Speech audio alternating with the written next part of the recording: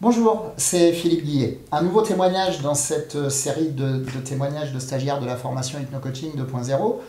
J'ai le plaisir aujourd'hui d'accueillir Magali. Magali, bonjour. Alors dis-moi, où en es-tu de cette formation? Qui es-tu? Comment es-tu venu à tout ça? Dans cet ordre-là ou... Dans l'ordre que tu veux. Alors, où j'en suis de la formation? Bah, comme tous les autres stagiaires, en fait, on arrive pratiquement à la fin. C'est ça? Je sais pas, j'en suis contente en tout cas. C'est déjà quelque chose. En fait, c'est aussi un moment d'interrogation parce que finalement, ça fait presque un an qu'on travaille ensemble. Il reste encore un mois et demi, 2 mois. Finalement, pas mal de contenu à l'arrivée, et puis pas forcément des contenus où on peut zapper. Finalement, on se rend compte qu'il faut y revenir et le travailler, et que c'est comme ça que ça s'intègre. Absolument. Est-ce que tu te sens en intégration? Oui, sauf que j'ai pas fait ma très très bonne élève ces derniers temps, donc un petit conseil pour les prochains, travailler au fur et à mesure. Mais franchement, sincèrement, oui, je m'intègre bien. Et puis le travail qu'on fait dans cette formation, ce qui a certainement dû être dit par d'autres stagiaires avant moi, c'est que ça nous permet aussi un travail personnel. C'est ça. Et qu'il y a un avant la formation, un pendant la formation, et il y aura certainement un après la formation qui sont différents. D'accord. Et puis, tu as quand même quelques, non pas des excuses, mais des raisons aussi, parce que finalement, tu es en pleine reconversion professionnelle, hein, tu es issu du monde de l'entreprise au départ. Et puis là, tu as aussi décidé, entre guillemets, de sécuriser ton installation, ce qui explique aussi un petit peu que tu as eu un peu moins de temps à certains moments pour la formation, puisque tu as mis un autre boulot en place pour te permettre d'être en sécurité financière et de commencer à développer ton activité, de pouvoir investir un peu dans la pub, etc., tout en ayant une sécurité, ce qui est plutôt intelligent. Merci. Mais ce qui demande du temps. Oui, ça demande du temps. Voilà. Alors explique, dis-moi un peu. C'est ce que tu disais.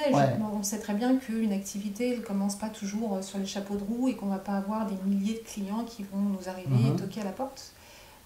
Donc, comme c'est une activité que je veux faire au final à plein temps et dont je veux vivre, il était important dans un premier temps déjà de sécuriser ça, sachant qu'on met à peu près 2-3 ans éventuellement avant de pouvoir rouler sur ce genre d'activité. Et j'ai décidé de faire une formation de conductrice de car scolaire. Ils en demandent beaucoup en ce moment, pour pouvoir justement sécuriser la partie fixe de mes frais de vie, puisque je suis aussi chargée de famille, et pour pouvoir continuer ensuite sereinement à travailler sur mon activité de coach et d'hypnothérapeute. C'est ça. Ensuite. Donc finalement, les derniers chapitres de la formation là, sur l'efficacité professionnelle, l'organisation, à quel moment je travaille, comment je développe, etc., c'est plutôt bienvenu. C'est carrément bienvenu. D'accord, parce que finalement, ça fait partie des problématiques. Hein, les activités, l'idée vraiment de cette formation, c'est de développer et c'est de s'installer. Ça, je crois qu'il faut être très clair là-dedans. Ce n'est pas que du développement personnel. Hein.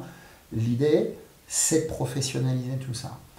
Après, effectivement, il y a des règles, il y a des stratégies pour le faire, et c'est important de le faire en sécurité financière. Alors, certains peuvent le faire directement pour X raisons. Peut-être parce qu'ils ont été licenciés et qu'ils ont touché un petit paquet, peut-être parce que voilà, chaque situation est spécifique. Il faut être capable de se trouver et de faire les choses en se sentant en sécurité, sachant qu'à partir de là, le développement peut se faire quand même assez rapidement. Et que les premières réussites vont forcément entraîner d'autres passions. Je veux dire, quelqu'un, je vais dire n'importe quoi, mais par exemple, vous faites avec l'hypnose arrêter de fumer quelqu'un. Dans les 6 mois, 1 an qui suivent, vous aurez 2, 3, 4, 5 autres personnes qui vont revenir. Si sur les 5 qui arrivent, allez, vous en réussissez 3 ou 4, ce sera encore 5 autres, etc., etc. Pour peu que vous appreniez un petit peu aussi à communiquer par de la pub ou autre, ce qu'on apprendra dans la formation de l'année prochaine, il me semble qu'il y a moyen d'aller assez rapidement pour effectivement après vivre entre guillemets de sa passion. Qu'est-ce qui t'avait amené, si on refait un petit retour en arrière, finalement, à choisir cette formation-là? J'avais déjà prévu de faire une formation d'hypnothérapeute à Paris. C'est ça, à l'Arche. À l'Arche, c'est ça. Tout à fait. Que j'ai faite et je me suis dit que ce qui me plaisait en fait dans l'accompagnement des personnes et le développement personnel, c'était aussi de pouvoir avoir plusieurs techniques différentes, mais au-delà de simplement l'hypnothérapie, pour pouvoir être coach C'est ça. Et utiliser des techniques qui permettraient pour certains de mieux fonctionner peut-être que l'hypnose, et pouvoir coupler plusieurs techniques afin d'être plus efficace en thérapie brève. C'est ça, d'avoir une espèce comment dirais-je, de panel, voilà. et de pouvoir aussi accompagner les gens en globalité, parce qu'après tout, l'hypnose n'est qu'une technique qui va s'intégrer. Vous êtes 2 dans cette formation, en fait, à avoir déjà une formation en hypnose. Quelles ont été les différences, finalement? Alors, ça vous a permis de renforcer vos pratiques, forcément, parce qu'il y a eu les entraînements. Qu'est-ce qui a été différent, finalement? Ou complémentaire, ou pas?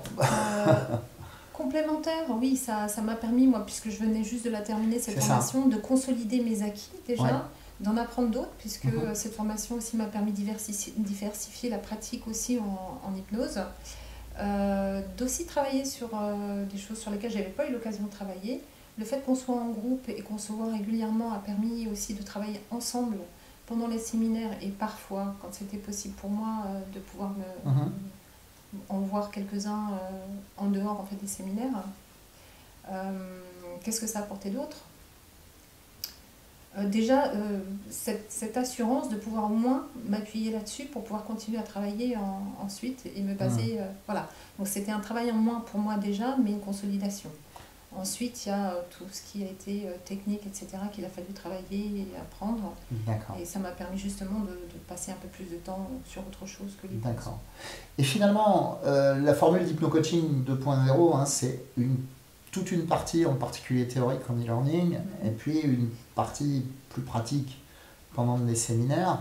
Est-ce que toi, qui finalement t'es retrouvé là, accumulé comme quelques autres dans la formation, 2 activités finalement, enfin une activité professionnelle et une formation, est-ce que l'e-learning a été un frein ou plutôt une aide finalement? Carrément une aide. D'accord. D'organisation perso en fait? Oui, tout à fait. D'accord. Ouais, puisqu'on a la possibilité, si on n'est pas disponible, de voir le replay derrière, de le faire dans le bon condition. C'est ça. L'idée globale, c'est des contenus libérés en e-learning à peu près, à quelque chose près chaque semaine, et puis un webinaire de suivi à peu près une fois par mois. En plus des séminaires qui sont en présentiel. Si tu avais un... Allez, je te donne la main. Si tu voulais m'aider, moi, et me donner des pistes d'amélioration pour l'année prochaine, ce serait lesquelles?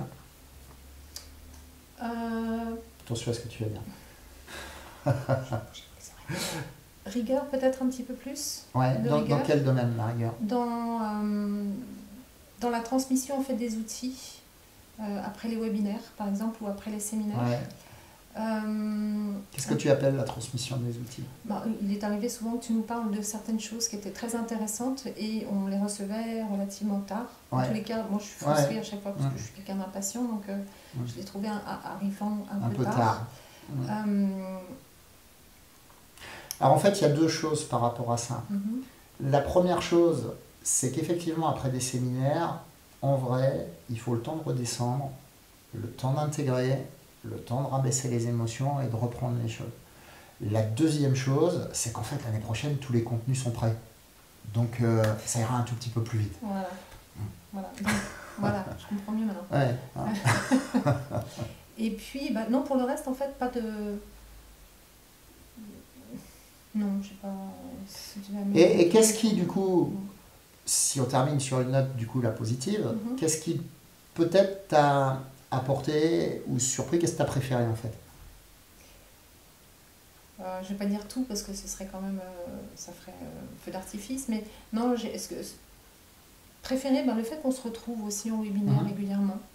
Il y a des thèmes que j'ai préférés à d'autres aussi forcément, qui t'ont plus parlé en fait. Par exemple?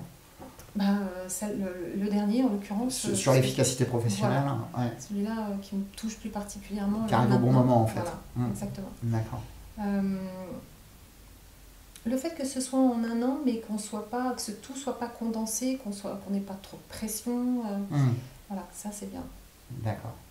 L'idée étant que au-delà de la formation, il reste des échanges, il reste un groupe, que les nouveaux de l'année prochaine d'ailleurs puissent partager sur le groupe Facebook fermé avec ceux de l'an dernier, et que ce soit quelque chose qui se pérennise, qui ait une forme de sentiment un peu d'appartenance à cet ensemble technique et puis à cet ensemble hypno-coaching, pour continuer à développer quelque chose de cohérent en se sentant relié, parce que c'est toujours bien de se sentir relié à un groupe et d'avoir un sentiment d'appartenance à quelque chose. En tout cas, moi j'ai besoin globalement de ça, moi-même, hein, dans mes activités, dans le développement de mes activités pour avancer.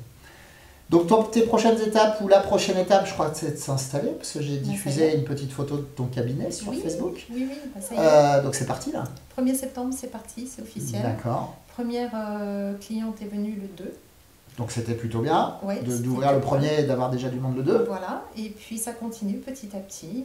Là pour l'instant je teste les fauteuils, mais d'accord. Bon, non, c'est bien parti, je continue.